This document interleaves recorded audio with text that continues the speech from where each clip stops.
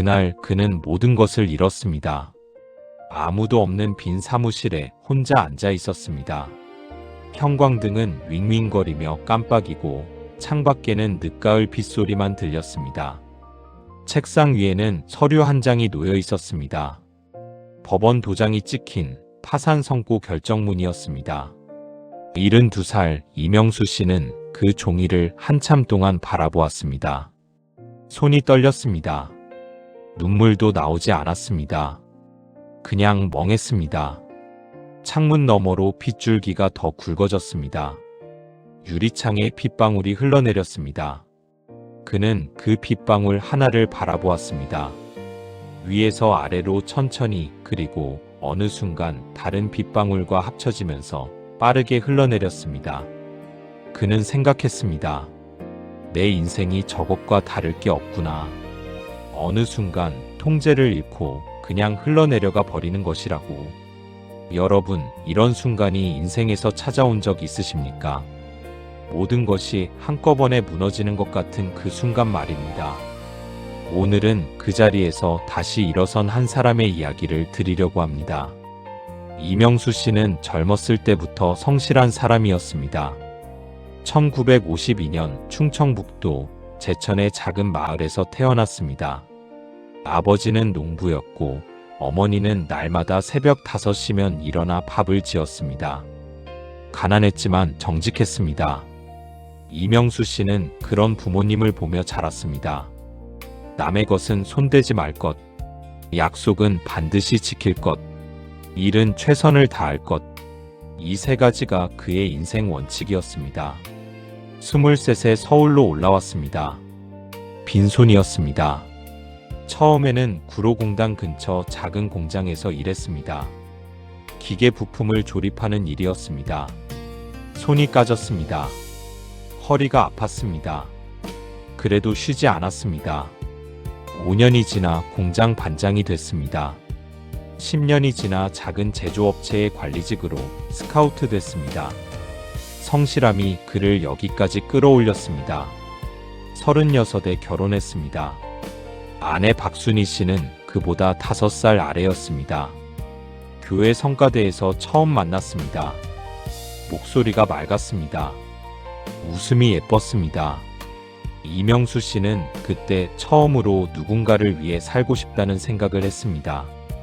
일남일녀를 낳았습니다. 아들은 명준이, 딸은 명이었습니다. 아이들이 자라는 것을 보는 것이 그의 유일한 낙이었습니다. 62살에 회사를 퇴직했습니다. 임원 자리까지 올라갔으니 그나마 다행이었습니다. 퇴직금도 제법 됐습니다. 아내가 말했습니다. 여보, 이제 쉬어요. 우리 여행이나 다니면서 살아요. 그는 고개를 끄덕였습니다. 하지만 속으로는 달랐습니다. 평생 일하면서 살았는데 갑자기 아무것도 안 한다는 게 어떤 건지 그는 몰랐습니다. 몸이 근질거렸습니다. 그러다가 기회가 생겼습니다. 오랜 친구 최영주가 찾아왔습니다. 최영주는 대학 동창이었는데 평생 장사를 해온 사람이었습니다. 커피가 대세라면서 카페 프랜차이즈 사업을 같이 해보지 않겠냐고 했습니다. 위치도 좋다고 했습니다. 강남 역삼동, 직장인들이 넘쳐나는 골목이라고 했습니다. 보증금 2억, 인테리어 1억, 기계 5천만. 합쳐서 3억 5천이 필요했습니다. 이명수 씨는 망설였습니다. 아내는 반대했습니다. 그 나이에 무슨 사업이냐고, 퇴직금이나 잘 관리하면서 살자고 했습니다. 그런데 그는 결국 결정을 내렸습니다. 퇴직금 2억에 아파트 담보대출 1억 5천을 더했습니다. 3억 5천을 마련했습니다. 그것이 시작이었습니다. 처음 6달은 꽤 괜찮았습니다. 점심시간이면 줄이 섰습니다. 아이스 아메리카노, 카페라테, 바닐라 라테. 이름을 외우고 손님들 얼굴을 기억하는 것이 재미있었습니다. 아내도 함께 나와 일을 거들었습니다. 두 사람은 그때 꽤 행복했습니다. 퇴직 후 처음으로 뭔가 자기 것을 하는 기분이었습니다. 그런데 1년이 지나면서 바뀌기 시작했습니다. 바로 맞은편에 대형 프랜차이즈 카페가 들어섰습니다. 자리도 넓고 인테리어도 세련됐고 와이파이도 빠르고 콘센트도 많았습니다. 젊은 손님들이 거기로 몰렸습니다.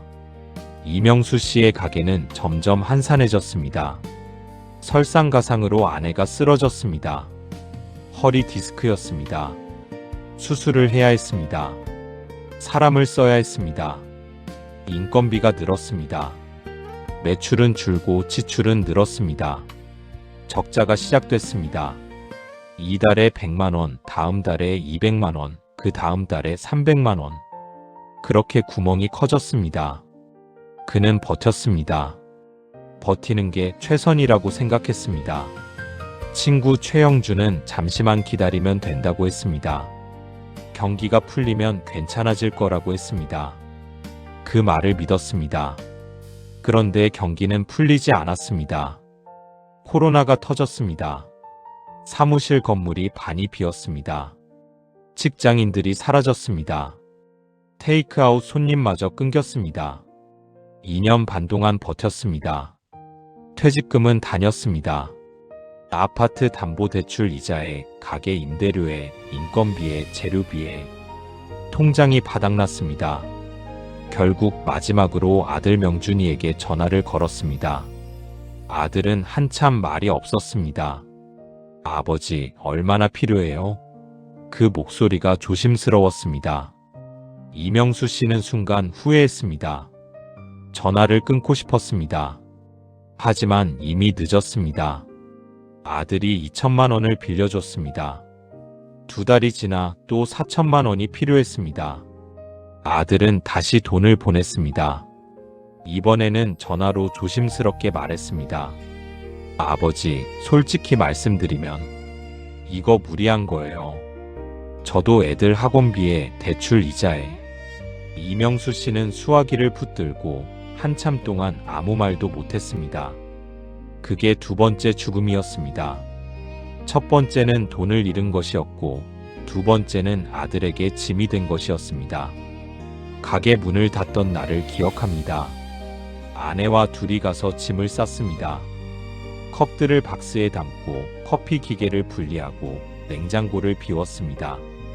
아내는 아무 말 없이 움직였습니다. 이명수 씨도 아무 말 하지 않았습니다. 두 사람 다 말하면 울 것 같아서 말을 삼켰습니다. 마지막으로 가게 문에 자물쇠를 채웠습니다. 그 딸깍 소리가 지금도 귀 속에 남아 있습니다. 자물쇠가 잠기는 그 짧은 순간 20년치 꿈이 잠겨버린 것 같았습니다. 집에 돌아오니 딸 명희가 와 있었습니다. 저녁을 차려놓았더라고요.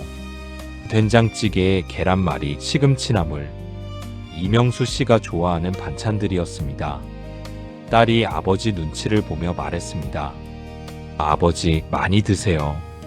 그 한마디가 가슴을 찔렀습니다. 딸이 아버지를 위로하고 있었습니다. 아버지가 딸을 위로해야 할 텐데. 밥숟가락을 들었다가 내려놓았습니다. 밥이 목으로 넘어가지 않았습니다. 그날 밤부터 이명수 씨는 잠을 잘 수가 없었습니다. 새벽 2시, 3시 눈이 뻔뻔하게 떠졌습니다. 어두운 천장을 바라보다가 계산을 했습니다. 이미 잃어버린 돈, 아들에게 갚아야 할 돈, 남은 대출금. 숫자들이 머릿속에서 빙글빙글 돌았습니다. 출구가 없었습니다. 아내는 옆에서 곤히 자고 있었습니다. 허리 수술 이후로 통증이 있는데도 그것을 내색 않고 살고 있었습니다. 그 모습을 바라보았습니다. 미안했습니다. 이 사람과 결혼해서 고생만 시켰다는 생각이 들었습니다. 젊어서는 돈 없어서 고생, 이제 늙어서는 남편 사업 실패로 고생. 뭐 하나 잘해준 것이 없는 것 같았습니다. 창문으로 달빛이 들어왔습니다. 방 안이 희뿌옇게 밝았습니다. 이명수 씨는 가만히 일어나 작은 베란다로 나갔습니다. 차가운 공기가 얼굴을 때렸습니다. 아파트 아래로 불빛들이 보였습니다. 가로등, 편의점 간판, 달리는 자동차 헤드라이트. 세상은 여전히 돌아가고 있었습니다. 나만 멈춰버린 것 같았습니다. 그는 중얼거렸습니다. 하나님, 어디 계십니까? 대답이 없었습니다. 그는 다시 중얼거렸습니다. 제가 뭘 잘못했습니까? 바람만 불었습니다. 그때부터 교회를 나가지 않았습니다. 사실 이명수 씨는 30년 넘게 교회에 다닌 사람이었습니다. 서울에 올라온 뒤 처음 정착한 것이 교회였습니다. 외로울 때, 힘들 때 교회가 위로가 됐습니다.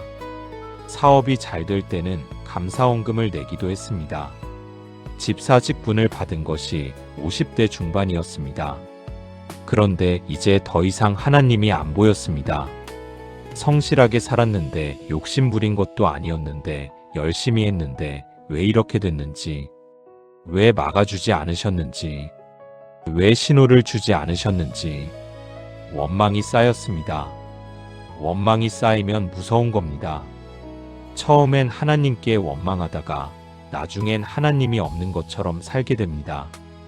교회 권사 두 분이 집으로 찾아왔습니다. 명수 집사님, 괜찮으세요? 많이 힘드시죠? 이명수 씨는 웃으며 말했습니다. 아유, 괜찮아요. 그냥 쉬고 있어요.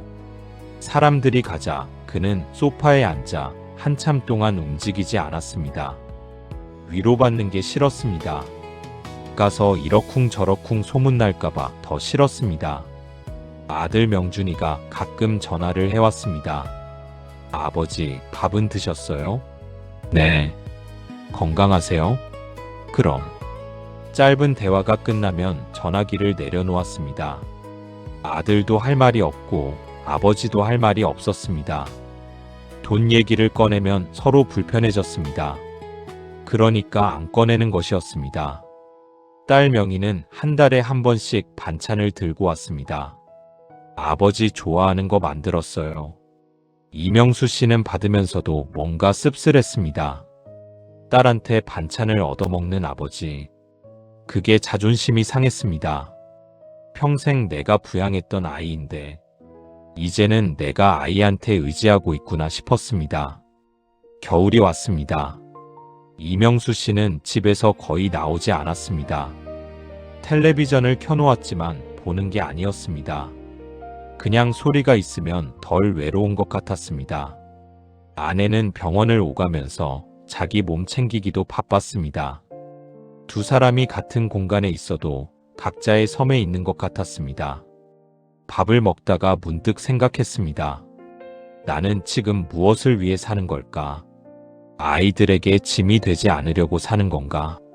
아내가 혼자 남겨질까봐 사는 건가? 이유가 없으면 삶이 무겁습니다. 아침에 눈을 떠도 반갑지 않았습니다. 어느 날 밤 그는 처음으로 이런 생각을 했습니다. 이렇게 사는 게 무슨 의미가 있나? 그 생각이 무서웠습니다. 하지만 막을 수가 없었습니다. 여러분, 혹시 그 자리에 있어 보신 적 있으십니까? 이유를 찾지 못하는 그 자리에. 그의 봄이 오기 직전이었습니다.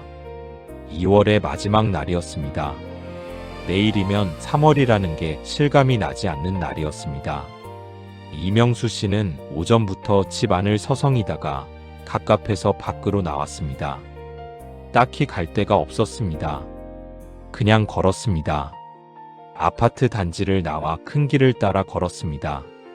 어디로 가는지도 몰랐습니다. 한참 걷다 보니 오래된 공원이 나왔습니다. 봄을 기다리는 나무들이 아직 앙상했습니다. 잎이 없는 나뭇가지들이 하늘을 향해 뻗어 있었습니다.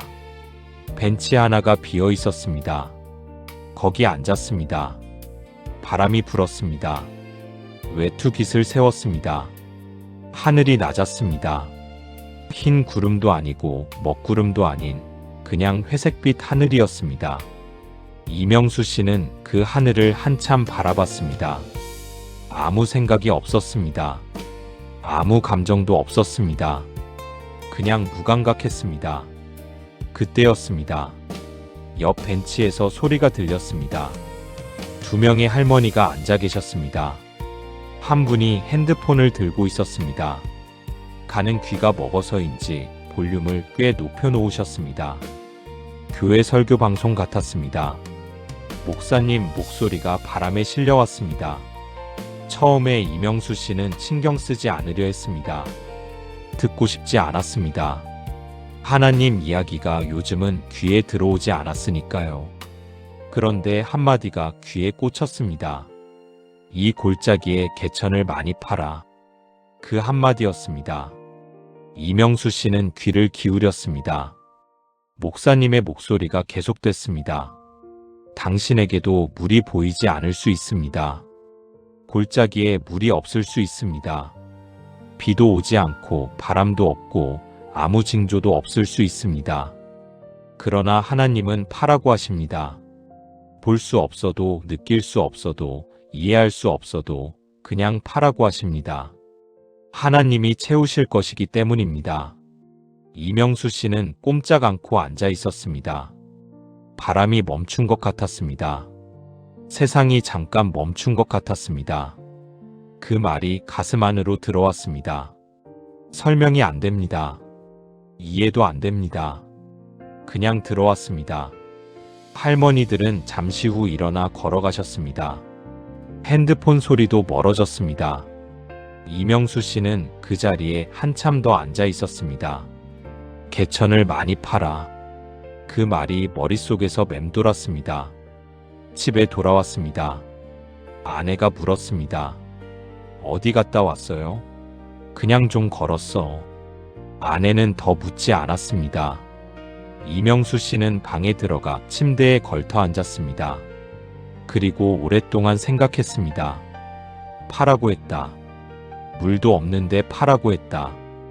나는 지금 무엇을 팔 수 있을까? 그 생각이 들었습니다. 처음으로 다른 생각이 들었습니다. 아무것도 없다는 생각이 아니라 무엇을 할 수 있을까 하는 생각이. 그런데 현실이 문제였습니다. 솔직히 말하면 아무것도 없었습니다. 돈도 없었습니다. 건강도 완벽하지 않았습니다. 무릎이 좋지 않았고 혈압도 오락가락했습니다. 사회적인 연결도 거의 끊겼습니다. 친구 최영주는 사업 실패 이후로 연락이 뜸해졌습니다. 교회도 오래 안 나갔으니 거기도 낯설었습니다. 72살이 무슨 일을 할 수 있겠습니까? 어떤 사람이 이 나이 먹은 사람을 써주겠습니까? 이 나이에 새로 뭔가를 시작한다는 게 우스운 일이 아닙니까? 며칠 동안 갈등했습니다. 아침에 눈을 뜨면 그 말이 생각났습니다. 개천을 많이 팔아. 그리고 바로 뒤이어 다른 생각이 따라왔습니다. 하지만 물이 없잖아. 비도 안 오잖아. 내가 지금 뭘 할 수 있겠어? 어느 날 밤 이명수 씨는 성경을 꺼냈습니다. 몇 달 만이었습니다. 먼지가 살짝 있었습니다. 손가락으로 먼지를 닦아냈습니다. 열왕기하를 찾았습니다. 3장을 폈습니다. 16절부터 읽었습니다. 그가 이르되 여호와의 말씀이 이 골짜기에 개천을 많이 팔아 하셨나니 이는 여호와의 말씀이라 너희가 바람도 보지 못하고 비도 보지 못하되 이 골짜기에 물이 가득하여 너희와 너희 가축과 짐승이 마시리라 하셨나이다. 읽었습니다. 다시 읽었습니다. 또 읽었습니다. 바람도 보지 못하고 비도 보지 못하되 그래도 파라고 했다. 그래도 물이 차오른다고 했다. 이명수 씨는 성경을 무릎 위에 올려놓은 채 오랫동안 앉아 있었습니다. 방 안이 조용했습니다. 아내는 이미 잠들어 있었습니다. 시계 소리만 들렸습니다. 초침이 움직이는 소리. 째깍째깍. 그는 생각했습니다. 이스라엘 병사들은 물이 없는 골짜기에서 그 말을 들었겠지. 얼마나 황당했을까.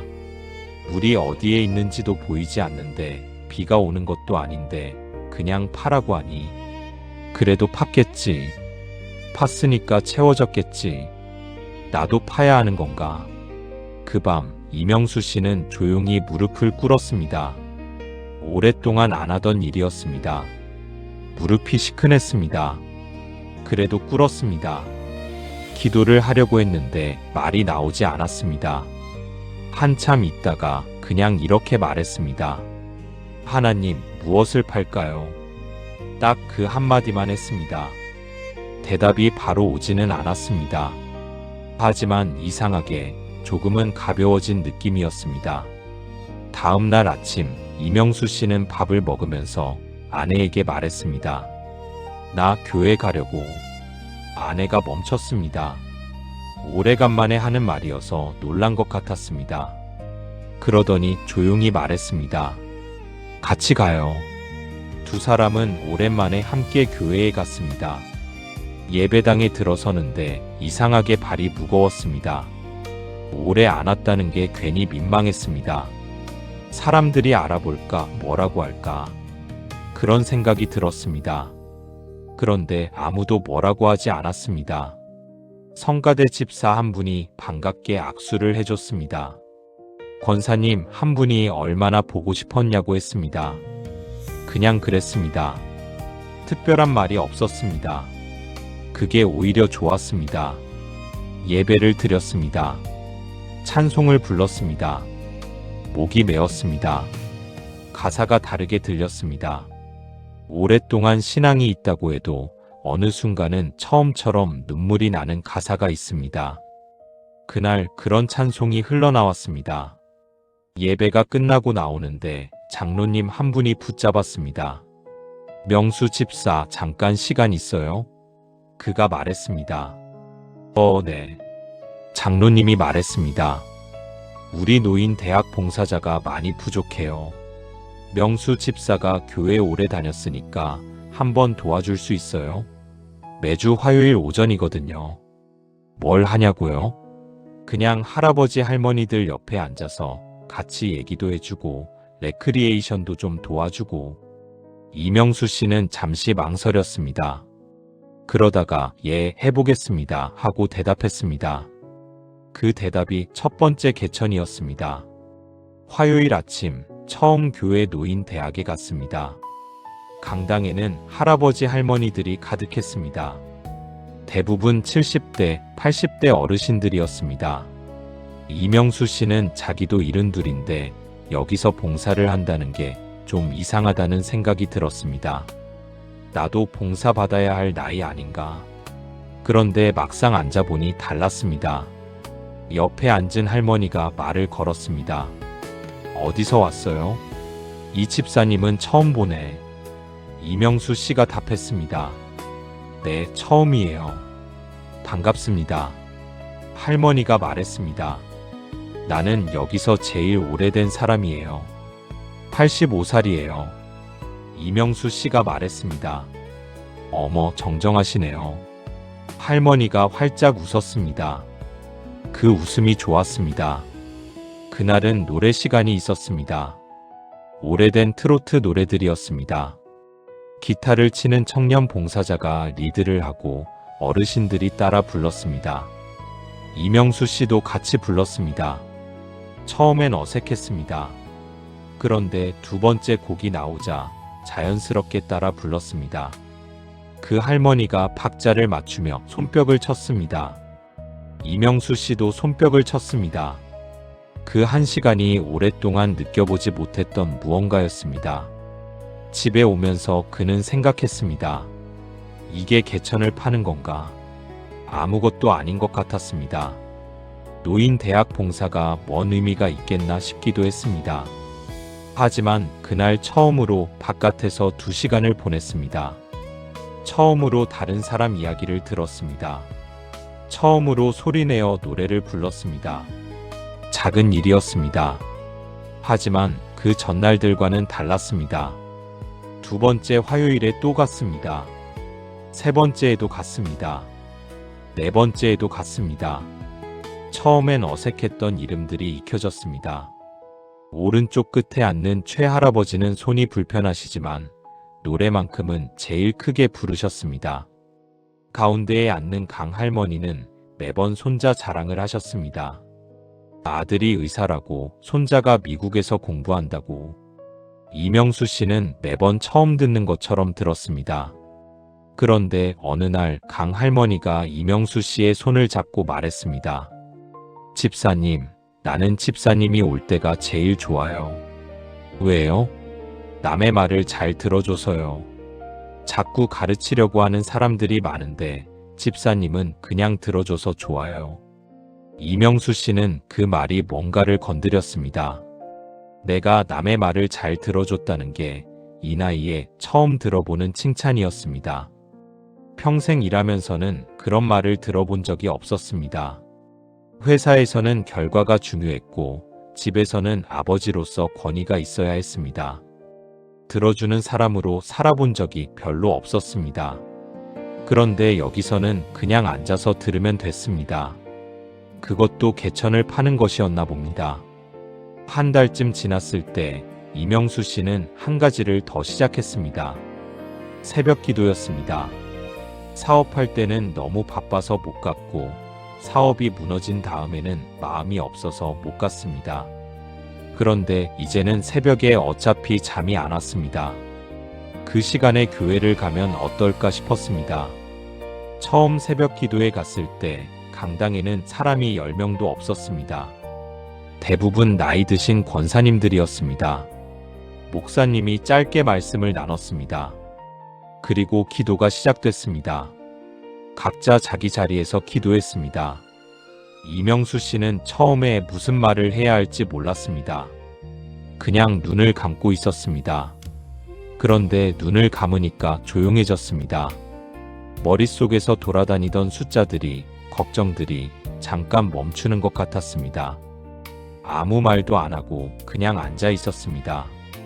그것만으로도 충분했습니다. 다음 날도 갔습니다. 그 다음 날도 갔습니다. 한 주가 지나니까 새벽 5시에 눈이 저절로 떠졌습니다. 몸이 기억하는 것 같았습니다. 할 일이 생겼다는 걸. 아내가 물었습니다. 새벽에 어디 가는 거예요? 새벽 기도. 아내가 잠시 멈췄다가 말했습니다. 나도 같이 가도 돼요? 허리가 좀 괜찮으면. 다음 날 두 사람은 함께 새벽 기도에 갔습니다. 이명수 씨가 먼저 일어나 아내 외투를 꺼내줬습니다. 아내가 신발을 신으면서 웃었습니다. 두 사람이 나란히 걸어서 교회를 갔습니다. 이른 새벽 아직 어두운 골목길을 두 사람이 걸었습니다. 말은 없었습니다. 그냥 걸었습니다. 그 침묵이 오히려 따뜻했습니다. 3달이 지났습니다. 특별한 일은 아무것도 없었습니다. 경제적으로 달라진 것도 없었습니다. 아들에게 빌린 돈을 갚은 것도 아니었습니다. 빚은 그대로 있었습니다. 통장 잔고도 여전히 초라했습니다. 현실이 바뀐 것은 하나도 없었습니다. 그런데 이명수 씨 안에 뭔가가 바뀌고 있었습니다. 아침에 눈을 떴을 때 반갑다는 생각이 들었습니다. 아주 조금이지만 노인 대학에 가는 화요일이 기다려졌습니다. 강 할머니가 어떤 자랑을 또 하실까? 최 할아버지가 오늘도 목청껏 부르시겠지. 그런 생각을 하면서 일어났습니다. 새벽 기도에 가면 조용한 강당에서 눈을 감고 있었습니다. 아무 말 없이 그냥 있었습니다. 그런데 어느 날 아침 문득 감사한 것들이 떠올랐습니다. 오늘 새벽에 눈을 떴다는 것, 아내가 옆에 있다는 것, 아들이 전화를 했다는 것, 딸이 반찬을 들고 왔다는 것, 뭔가 대단한 것이 아니었습니다. 그냥 그런 것들이었습니다. 그런데 그게 감사하다는 생각이 들었습니다. 사업이 잘 될 때는 당연하게 여겼던 것들이었습니다. 가족이 있고 밥을 먹고 집이 있고 그게 얼마나 큰 것인지 몰랐습니다. 잃어봐야 안다는 게 이런 것이었습니다. 4달째가 됐을 때 예상치 못한 일이 생겼습니다. 노인 대학 담당 전도사님이 이명수 씨를 불렀습니다. 집사님, 한 가지 부탁드려도 될까요? 뭔데요? 저희가 어르신들 대상으로 작은 경제 교육 프로그램을 만들려고 해요.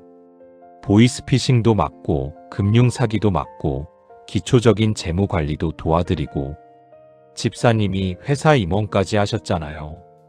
한 달에 2번만 강의해 주실 수 있어요? 이명수 씨는 멈칫했습니다. 나? 강의를?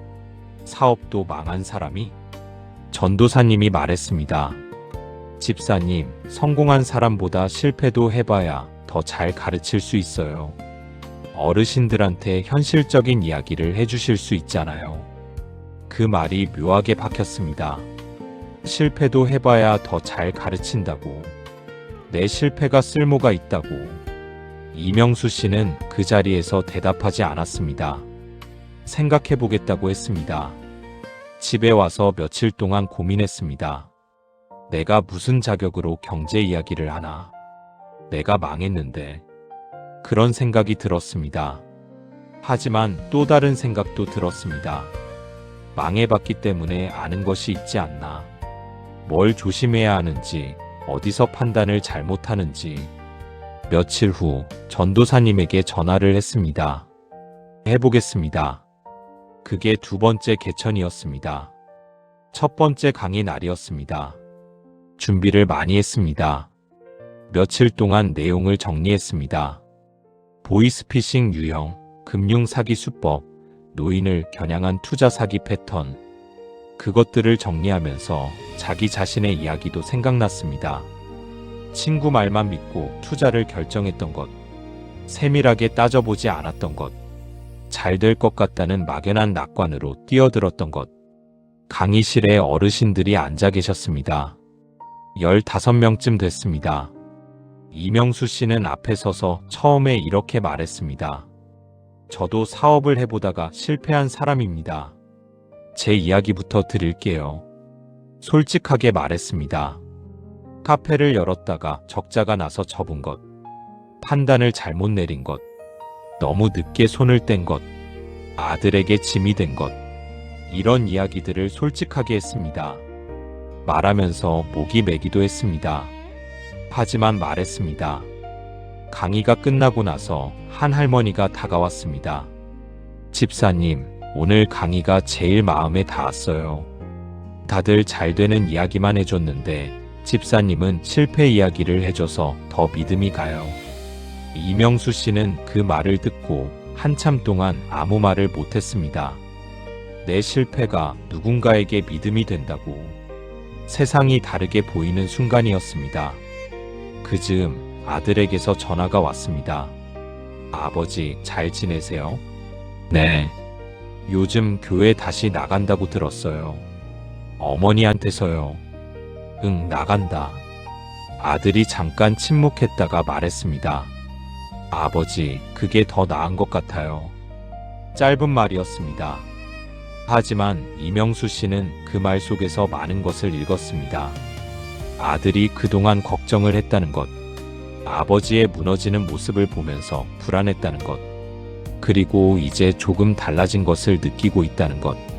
전화를 끊고 나서 이명수 씨는 한동안 핸드폰을 들고 있었습니다.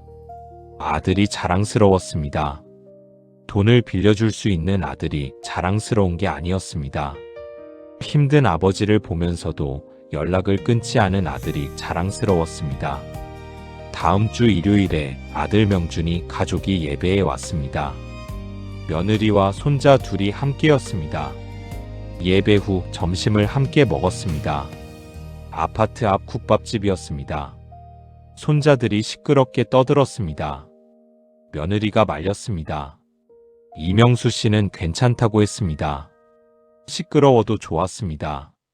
이렇게 시끄러운 게 오래간만이었습니다. 식사 후 헤어질 때 손자가 할아버지 손을 잡았습니다. 할아버지, 또 봐요. 이명수 씨는 그 조그만 손을 꼭 쥐었습니다. 또 보자, 우리 손자. 아들 가족이 차를 타고 떠났습니다. 이명수 씨와 아내는 손을 흔들었습니다. 차가 모퉁이를 돌아 사라졌습니다. 두 사람은 잠시 그 자리에 서 있었습니다. 아내가 말했습니다. 손자 눈이 당신 닮았네요. 이명수 씨가 말했습니다. 그래. 아내가 웃었습니다. 이명수 씨도 웃었습니다. 아주 오래간만에 웃었습니다. 환하게. 5달째 되던 어느 날이었습니다. 노인대학에서 강의를 마치고 나오는데 한 할아버지가 기다리고 있었습니다. 78살쯤 돼 보이는 분이었습니다. 처음 보는 얼굴이었습니다. 이분이 말했습니다. 집사님이 명수 씨 맞죠? 네, 그런데요. 저는 민태성이라고 합니다. 제 조카딸한테 집사님 이야기를 들었어요. 조카딸이 노인대학 봉사를 하는 권사였습니다. 거기서 이명수 씨 이야기를 전해 들었다고 했습니다. 이분은 말을 이었습니다. 저도 사업을 하다가 힘들어진 사람이에요. 근데 집사님이 경제교육 강의를 하신다고 들었는데 제 주변에도 이런 분들이 많거든요. 혹시 작은 모임을 만들어 볼 수 있을까요? 함께 이야기 나누는 모임이요. 이명수 씨는 예상치 못한 제안이어서 당황했습니다. 저는 전문가도 아닌데요. 그냥 비슷하게 실패한 사람인데요. 민태성 씨가 말했습니다. 그래서요. 비슷한 처지의 사람끼리 이야기하는 게 때로는 더 낫지 않겠어요. 그렇게 작은 모임이 시작됐습니다. 교회 소강당을 빌렸습니다. 처음에는 6명이었습니다. 사업에 실패한 분, 노후 자금을 잘못 투자한 분, 아이들에게 빚을 진 분, 각자 비슷한 아픔을 안고 있었습니다. 이명수 씨는 거기서 말하는 사람이 아니라 들어주는 사람이 됐습니다. 강 할머니가 말했던 것처럼 그는 잘 들었습니다. 고개를 끄덕이고 맞장구를 치고 가끔 자기 이야기를 나눴습니다. 그것만으로 충분했습니다. 한 달이 지나 모임 인원이 12명이 됐습니다. 2달이 지나 20명이 넘었습니다. 이명수 씨는 생각했습니다.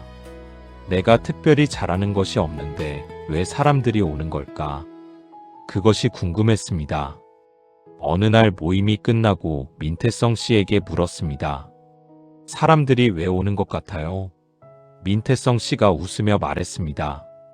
여기 오면 안 부끄러워도 되니까요. 다들 비슷하니까. 그리고 집사님이 판단을 안 하니까요. 판단을 안 한다. 이명수 씨는 그 말을 되새겼습니다. 내가 남을 판단하지 않게 된 건 내가 실패해봤기 때문이었습니다. 내 실패가 나를 더 부드러운 사람으로 만들었습니다. 6달이 지났습니다. 어느 날 모임에 처음 오신 분이 있었습니다. 이름은 조영철이었습니다. 68살이었습니다. 표정이 굳어 있었습니다. 말이 없었습니다. 다른 분들이 이야기하는 동안 그냥 앉아 있었습니다. 모임이 끝나고 이명수 씨가 다가갔습니다. 오늘 처음 오셨죠? 네. 괜찮으세요? 짧은 침묵이 있었습니다. 조영철 씨가 말했습니다. 솔직히 말하면 안 괜찮습니다. 두 사람은 모임이 끝난 소강당에 남아서 이야기를 나눴습니다. 조영철 씨는 작은 인쇄소를 운영하다가 디지털화 바람에 문을 닫았다고 했습니다. 재산을 거의 다 잃었다고 했습니다. 아내와 사이가 틀어졌다고 했습니다. 자식들과도 멀어졌다고 했습니다. 이명수 씨는 들었습니다. 자기 이야기를 하지 않았습니다. 그냥 들었습니다. 그리고 말했습니다. 저도 비슷했어요. 아주 비슷한 과정을 거쳤어요. 조영철 씨가 처음으로 눈물을 흘렸습니다. 소리 없이 눈물이 흘렀습니다. 이명수 씨는 아무 말 없이 옆에 앉아 있었습니다. 잠시 후 조영철 씨가 말했습니다. 어떻게 버티셨어요? 이명수 씨가 말했습니다. 아무것도 없는데 개천을 팠어요. 조영철 씨가 고개를 들었습니다. 무슨 말이에요? 이명수 씨가 말했습니다. 할 수 있는 아주 작은 일부터 했어요. 여기 오는 것부터요. 그 다음 주에 조영철 씨가 다시 왔습니다. 그 다음 주에도 왔습니다. 석 달이 지나 조영철 씨는 모임의 총무를 자처했습니다. 연락을 돌리고 장소를 정리하고 새로 오는 분들을 맞이하는 일을 했습니다. 표정이 달라져 있었습니다. 굳어있던 얼굴에 웃음이 생겼습니다. 어느 날 이명수 씨는 아들에게서 연락을 받았습니다. 아버지, 혹시 시간 있으세요? 주말에요. 이명수 씨가 말했습니다. 있지, 왜? 아들이 말했습니다. 가족끼리 여행 한번 가면 어떨까 싶어서요. 오래간만에 아버지, 어머니 모시고 싶어요. 이명수 씨는 전화를 끊고 나서 한참 동안 가만히 앉아 있었습니다. 아들이 여행을 가자고 했다는 것, 자기를 데려가고 싶다고 했다는 것, 그게 전에 같으면 당연한 일이었겠지만 지금은 달리 느껴졌습니다. 감사했습니다. 주말에 강원도로 갔습니다. 아들 가족, 딸 가족, 이명수 씨 부부 모두 합해서 10명이었습니다. 펜션을 빌렸습니다. 아이들이 뛰어놀고 어른들이 고기를 구웠습니다. 이명수 씨는 손자, 손녀들 옆에 앉았습니다. 작은 손녀가 할아버지 무릎에 앉았습니다. 무릎이 시큰했지만 내색하지 않았습니다. 저녁에 모닥불을 피웠습니다. 불꽃이 일렁였습니다. 아이들이 마시멜로를 구워 먹었습니다. 아내가 이명수 씨 옆에 앉았습니다. 두 사람은 불을 바라봤습니다. 아내가 조용히 말했습니다. 당신 요즘 많이 달라졌어요. 이명수 씨가 말했습니다. 그래, 아내가 말했습니다. 눈빛이 달라졌어요. 예전에는 멀리 보는 것 같았는데 요즘은 가까이 있는 걸 보는 것 같아요. 이명수 씨는 아무 말 하지 않았습니다. 불을 바라봤습니다. 타오르는 불꽃이 있었습니다. 그리고 그 아래 빨갛게 달아오른 숯이 있었습니다. 불꽃은 화려하지만 쉽게 꺼집니다. 숯은 오래 탑니다. 천천히, 은근하게. 그는 생각했습니다. 내 인생이 지금 숲 같은 것인가? 그 즈음 뜻밖의 전화가 왔습니다. 동네 복지관이었습니다. 복지관 관장이라고 했습니다. 혹시 우리 복지관에서도 어르신 경제교육 강의를 해주실 수 있냐는 내용이었습니다. 교회 노인대학에서 하신다는 이야기를 전해 들었다고 했습니다. 이명수 씨는 놀랐습니다. 소문이 여기까지 났나 싶었습니다. 한편으로는 무서웠습니다. 나 같은 사람이 외부에 나가서 강의를 해도 되는 건가 싶었습니다. 관장에게 솔직하게 말했습니다. 저는 전문가가 아니에요. 사업 실패한 경험이 있는 그냥 노인이에요. 관장이 말했습니다.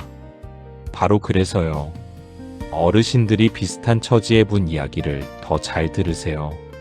이론이나 원론보다 현실 이야기가 더 닿거든요.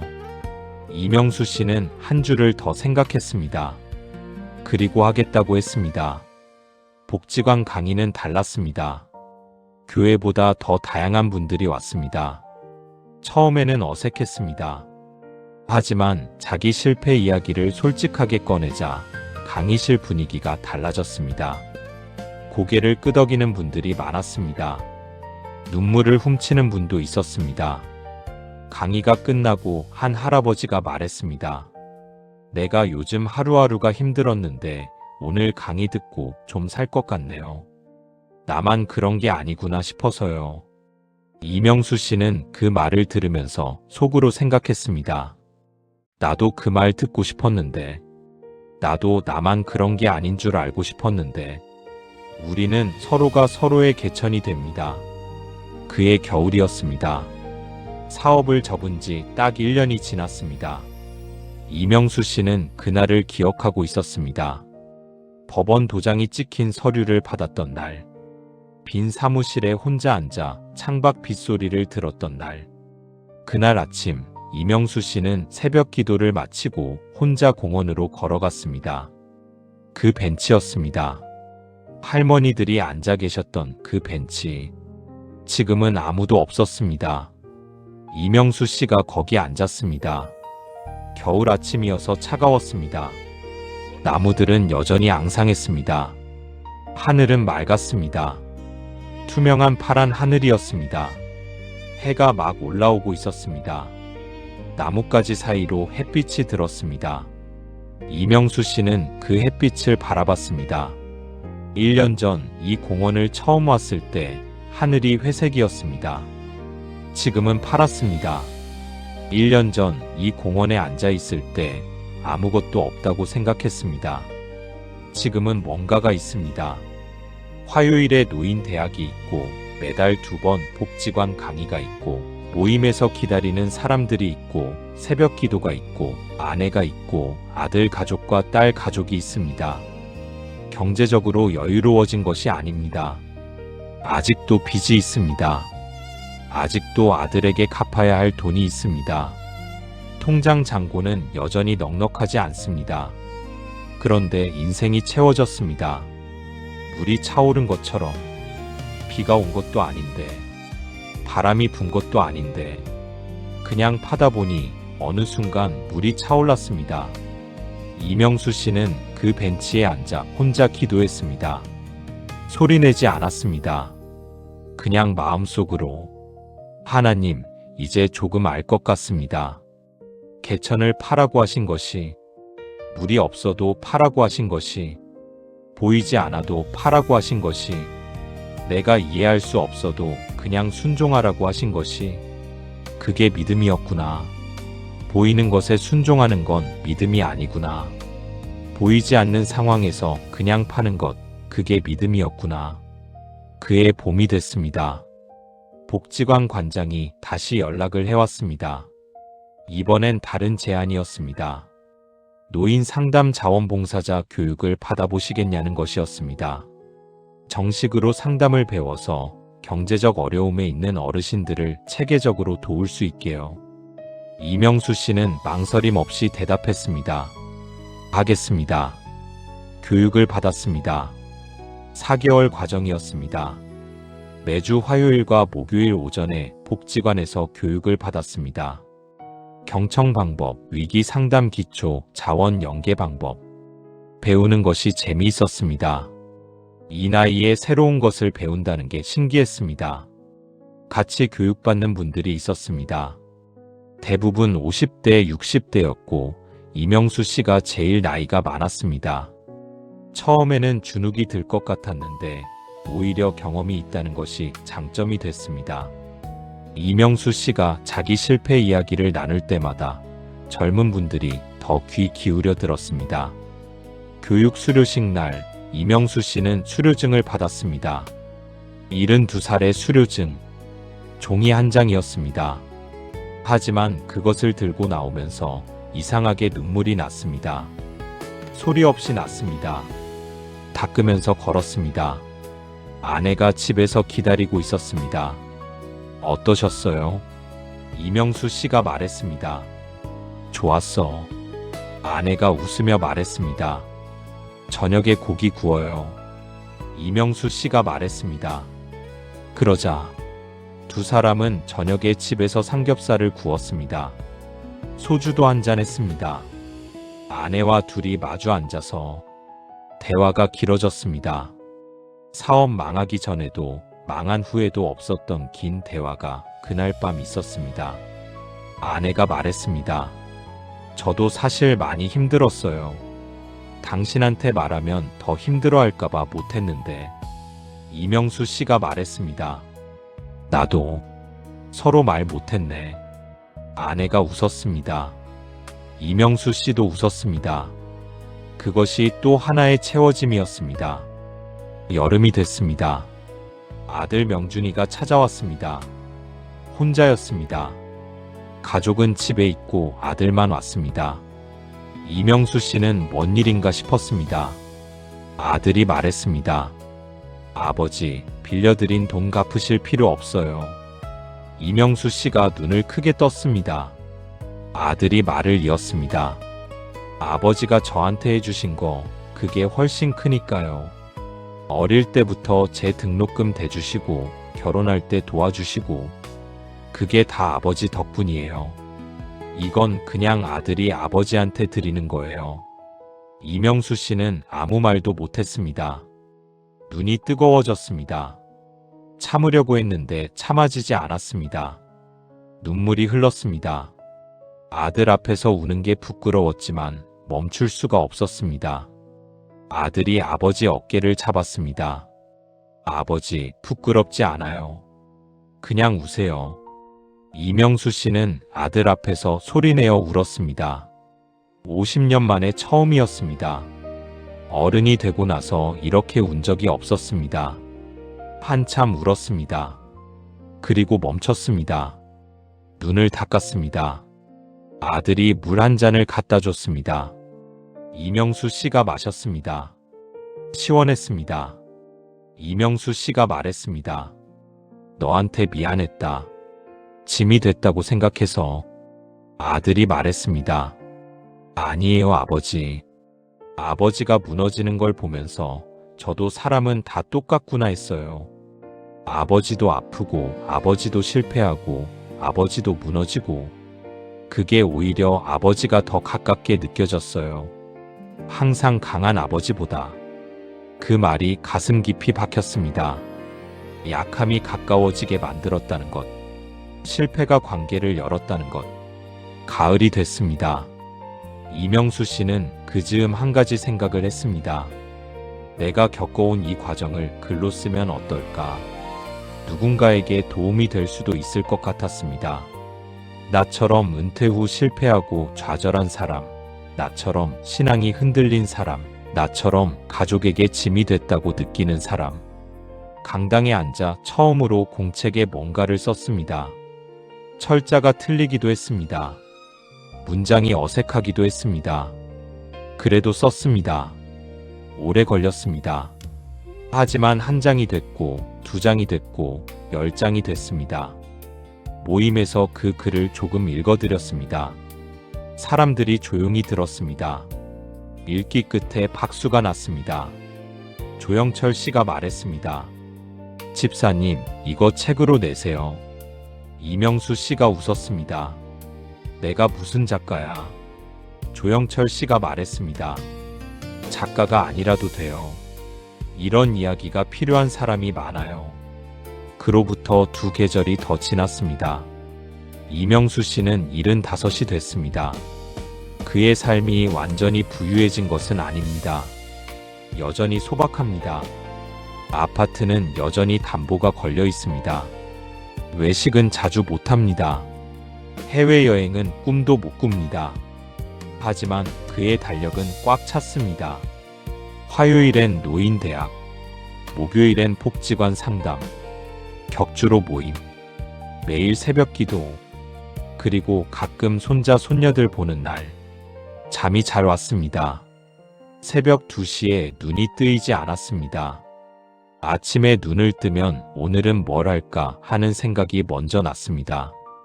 복지관 강의가 점점 소문이 났습니다. 다른 복지관에서도 와달라는 연락이 왔습니다. 가끔 교회에서 간증 요청이 왔습니다. 이명수 씨는 할 때마다 솔직하게 말했습니다. 실패한 이야기를, 흔들린 이야기를, 원망했던 이야기를, 그리고 그래도 일어선 이야기를. 강의 후에 사람들이 다가왔습니다. 저도 비슷해요.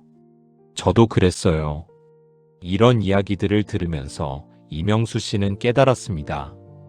내 실패는 나만의 실패가 아니었구나.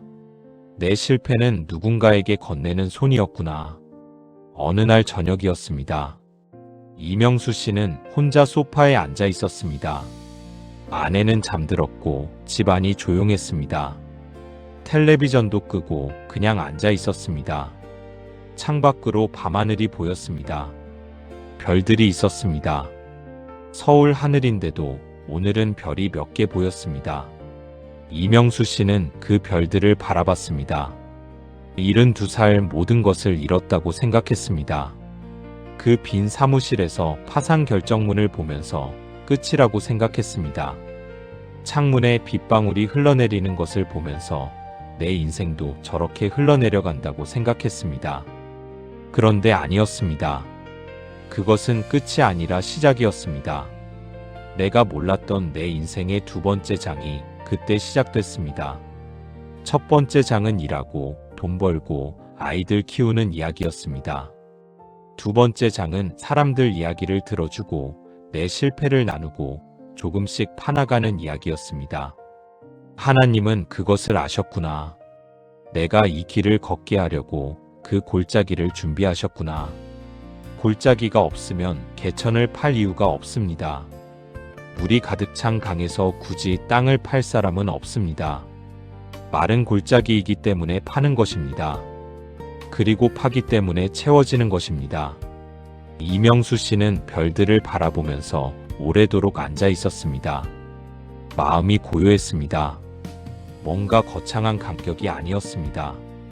그냥 조용하고 깊은 평안이었습니다. 출렁이지 않는 물처럼, 깊은 곳에서부터 차오른 물처럼 그는 중얼거렸습니다. 이 골짜기에 개천을 많이 팔아. 그 말이 이제는 다르게 들렸습니다. 채우실 것이기 때문에 파라고 하신 것입니다. 이미 채울 계획이 있으셔서 파라고 하신 것입니다. 그것이 믿음이었습니다. 보이지 않아도 믿는 것, 이해되지 않아도 순종하는 것, 그리고 묵묵히 파는 것. 여러분께 드리고 싶은 말이 있습니다. 지금 여러분의 인생에 마른 골짜기가 있습니까? 물이 보이지 않는 그 자리에 계십니까? 비도 오지 않고 바람도 없고 아무 징조도 보이지 않는 그 자리에 이명수 씨처럼 생각하지 마십시오. 다 끝났다고, 내가 너무 늦었다고, 나이가 많다고, 너무 잃었다고. 파십시오. 아주 작은 것이라도 파십시오. 새벽에 눈을 뜨는 것, 그것이 파는 것입니다. 교회에 한번 나가는 것, 그것이 파는 것입니다. 오래된 지인에게 전화 한 통하는 것, 그것이 파는 것입니다. 누군가의 이야기를 조용히 들어주는 것, 그것이 파는 것입니다. 비가 올 것 같지 않아도 됩니다. 물이 보이지 않아도 됩니다. 그냥 파면 됩니다. 하나님은 채우십니다. 반드시 채우십니다. 바람도 보지 못하고 비도 보지 못하되 이 골짜기에 물이 가득하리라. 이명수 씨는 오늘도 아침 일찍 일어납니다. 새벽에 아직 어두운 골목길을 걸어갑니다. 옆에 아내가 있습니다. 두 사람은 말이 없이 걷습니다. 그 침묵이 따뜻합니다. 교회에 들어서면 조용한 강당이 있습니다. 거기 앉아서 눈을 감습니다. 아무 말이 없어도 됩니다. 거창한 기도를 못해도 됩니다. 그냥 거기 있으면 됩니다. 그것도 개천을 파는 것이니까. 그리고 물은 옵니다. 반드시 옵니다. 우리가 이해할 수 없는 방법으로, 우리가 예상하지 못한 방향에서 조용하고 확실하게 옵니다. 이명수 씨의 골짜기에 이제 물이 흐릅니다. 지금 이 이야기를 들으시는 여러분께 드리고 싶은 질문이 있습니다. 여러분의 인생에서 지금 마른 골짜기는 어느 자리입니까? 그리고 여러분이 지금 팔 수 있는 아주 작은 개천 하나가 있다면 그것은 무엇일까요? 그 대답을 댓글에 써주시겠습니까? 여러분의 이야기가 이명수 씨처럼 누군가의 개천이 될 수 있습니다. 우리는 서로가 서로의 개천입니다. 이 영상이 마음에 와닿으셨다면 좋아요 한번 눌러주세요. 그리고 비슷한 인생 이야기로 위로받고 싶은 분들과 함께 나눠주세요. 구독도 눌러주시면 앞으로도 이런 이야기들을 계속해서 전해드리겠습니다. 오늘 이 자리까지 살아오신 여러분의 인생이 얼마나 귀한지 저는 알고 있습니다.